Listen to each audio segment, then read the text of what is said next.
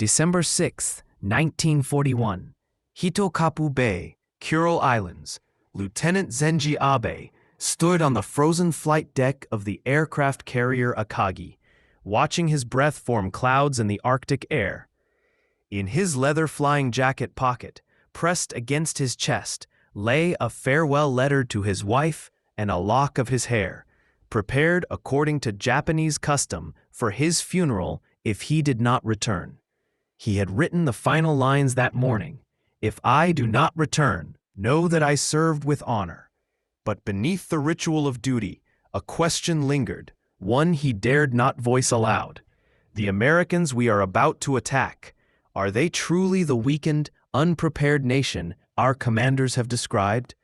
24 hours later, that question would begin to find its answer, not in the number of ships sunk or aircraft destroyed, but in a far more profound and terrifying realization: Japan had not struck a declining power.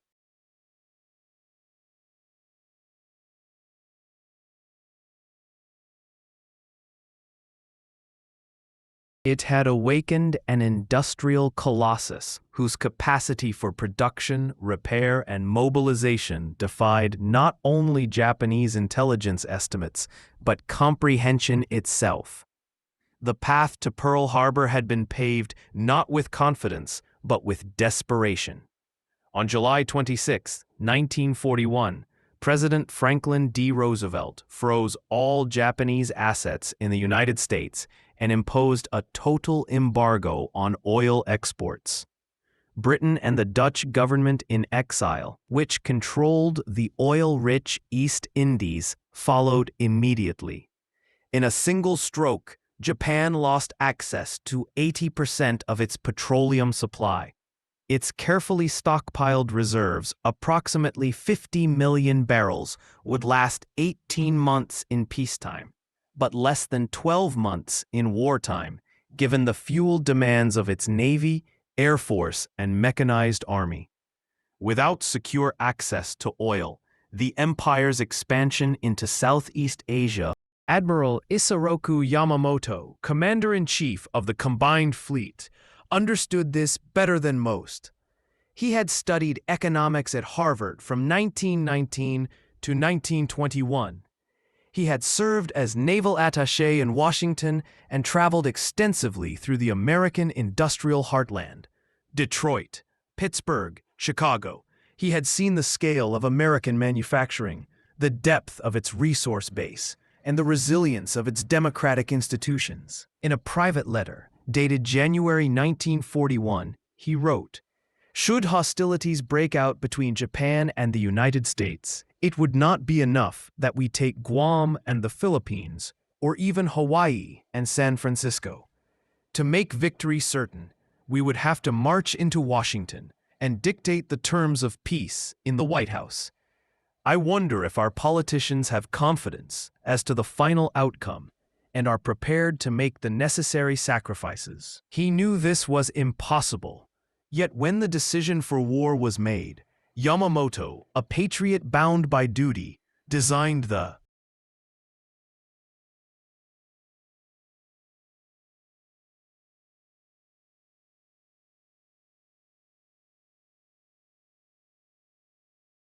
only strategy he believed could buy Japan time: a preemptive strike on the U.S. Pacific Fleet at Pearl Harbor.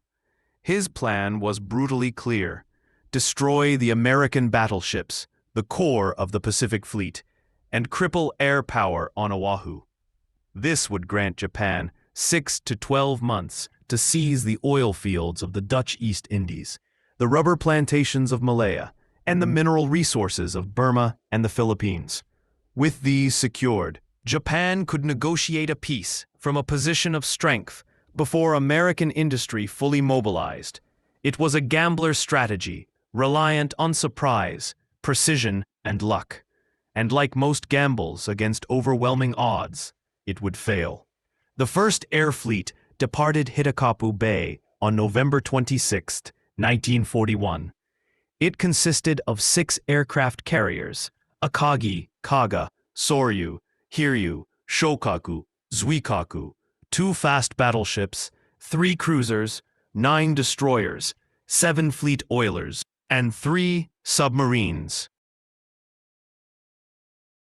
Aboard the carriers were 414 aircraft, the finest naval aviators in the world, many with combat experience from the war in China. The fleet maintained absolute radio silence for the entire 3,500-mile journey across the storm-racked North Pacific. The northern route was chosen specifically because it was rarely patrolled. American reconnaissance aircraft did not operate in those freezing, tempestuous waters. At 600 hours on December 7, 1941, the fleet reached its launch position 230 miles north of Oahu. Commander Mitsuo Fuchida, leading the first wave of 183 aircraft, lifted off from Akagi's deck as dawn broke. For months, the pilots had trained over Kagoshima Bay, whose geography, mountains dropping to a shallow harbor, closely mirrored Pearl Harbor. Torpedo bomber crews practiced releasing their weapons at altitudes of 10 to 20 meters. Using specially modified Type 91 dive bomber pilots rehearsed precision attacks on mock battleships. Every detail had been refined. Among the pilots was Lieutenant Zenji Abe, assigned to the second wave as a dive bomber pilot in an Aichi D-3A VOW. He had sent his pregnant wife back to her family in Nagano Prefecture in September, following custom with a stoic farewell, though she wrote to him daily until the fleet sailed. At 0740 Hawaiian time, Fuchida's formation spotted Pearl Harbor below. The harbor was crowded. 8 battleships moored along Battleship Row, cruisers, destroyers, and support vessels. Intelligence had been correct. The fleet was in port, but something was wrong. The 3 American aircraft carriers, Enterprise, Lexington, and Saratoga, were not there. They were at sea, their locations unknown. Fuchida made his decision in seconds. The attack would proceed. He fired a single dark blue flare, the signal for surprise achieved, and transmitted the coded message, Tora, Tora, Tora. The attack lasted 1 hour and 15 minutes across 2 waves. 2,403 Americans died. 1,178 were wounded. The battleships Arizona and Oklahoma were total losses. West Virginia, California, Nevada, and Tennessee were heavily damaged, but would later be salvaged and returned to service. 188 aircraft were destroyed on the ground, most caught unprepared on airfields. Japanese losses were light: 29 aircraft, 5 midget submarines, and 64 men. By conventional military metrics, it was a stunning tactical success. But as the Japanese pilots circled the smoking harbor, some noticed troubling details. The massive oil storage tanks, holding 4.5 million barrels of fuel, remained untouched.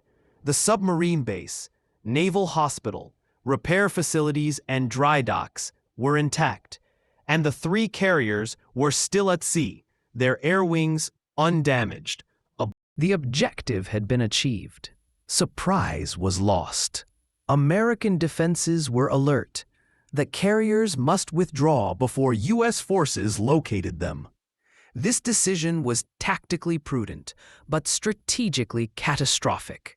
The untouched infrastructure allowed Pearl Harbor to remain fully operational as the U.S. Navy's forward base for the entire Pacific War. Ships damaged on December 7th were repaired in those very dry docks. Fuel from those tanks powered the counteroffensive. The failure to destroy the logistical backbone of the Pacific Fleet ensured that Japan's tactical victory would yield no lasting strategic advantage. As the Japanese fleet steamed home, pilots began to process what they had seen. The scale of Pearl Harbor, the number of ships, the size of the facilities, the density of infrastructure. suggested an industrial capacity far beyond Japanese intelligence estimates. If this was just one American base, how many others existed? The answer came with brutal mathematical precision. In 1941, Japan produced 5,088 military aircraft.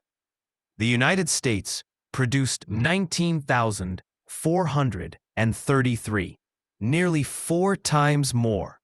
In 1942, as Japan struggled to replace losses, the U.S. commissioned the first of the Essex-class carriers, a class that would eventually number 24 ships. Japan entered the war with 10 fleet carriers. After Midway, it never again operated more than 6 simultaneously.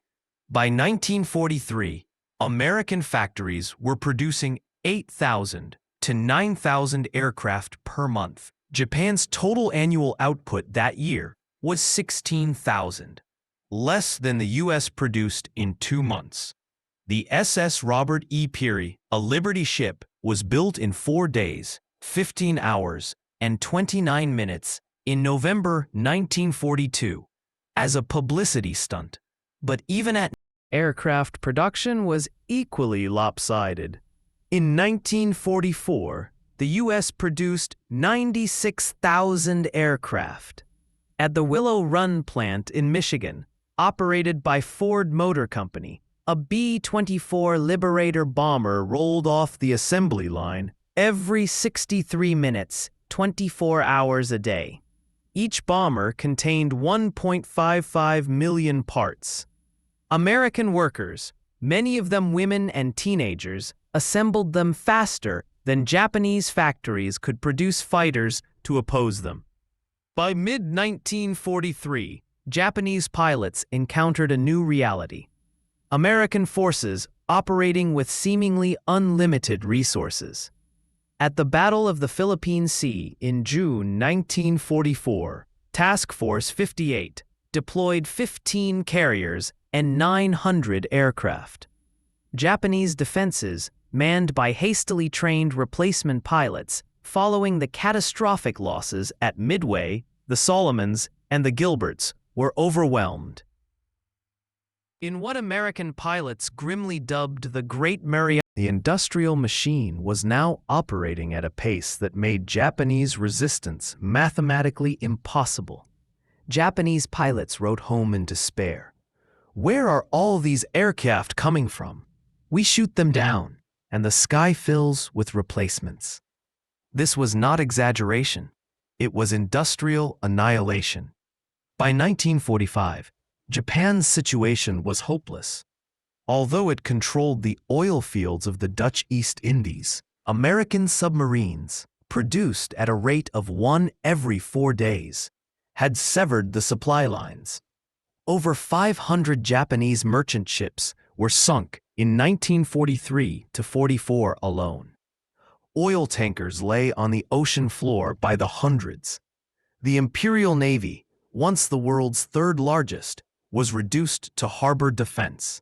The elite pilots who had trained at Kagoshima Bay and executed the Pearl Harbor attack were mostly dead. They were replaced by boys with months of training instead of years.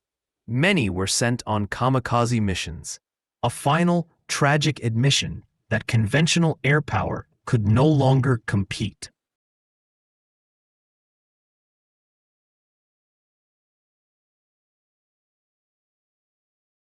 The atomic bombs dropped on Hiroshima and Nagasaki in August 1945 were, in strategic terms, almost redundant.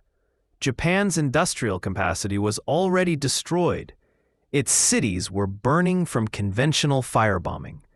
Its navy was gone. Its air force was reduced to suicide attacks. The empire that had struck Pearl Harbor, believing 6 months of victories would force a negotiated peace, had instead triggered the full mobilization of an industrial power that produced at rates beyond Japanese imagination. Total U.S. war production included 297,000 aircraft, 193,000 artillery pieces, 86,000 tanks, 2 million trucks, over 6,000 naval vessels, including 100-plus aircraft carriers. Japan's total output across all categories represented less than 10% of American production in most categories, and less than 5% in others. Yamamoto had been proven tragically correct. After 6 months, he did not live to see the full scale of the catastrophe. On April 18, 1943, American P-38 fighters, acting on intelligence from decrypted JN-25B messages that revealed his inspection tour itinerary, intercepted and shot down his transport aircraft over Bougainville. He died as he had lived, a realist who understood the enemy, yet bound by duty to serve a strategy he knew was doomed. The pilots who survived the war, including Zenji Abe, spent decades reflecting on what they had witnessed. The attack on Pearl Harbor was a brilliant tactical success that guaranteed strategic defeat. They had not struck a weak, unprepared enemy.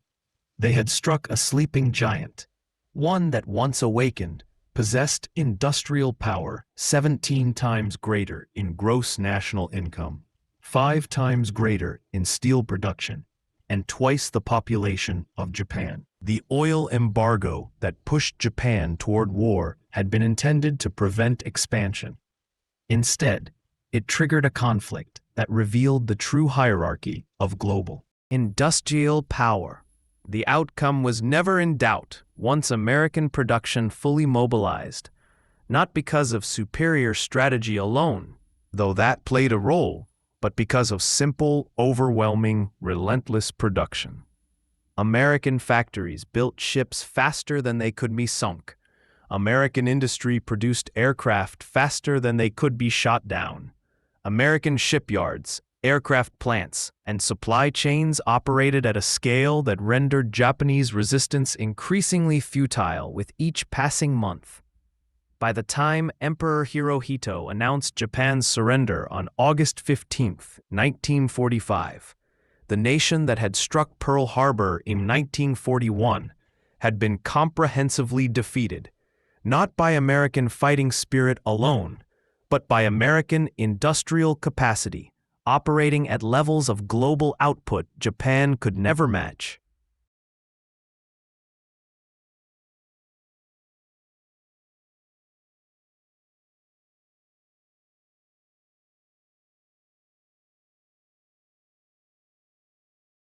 The pilots who attacked Pearl Harbor had awakened a giant, and that giant had buried them in steel.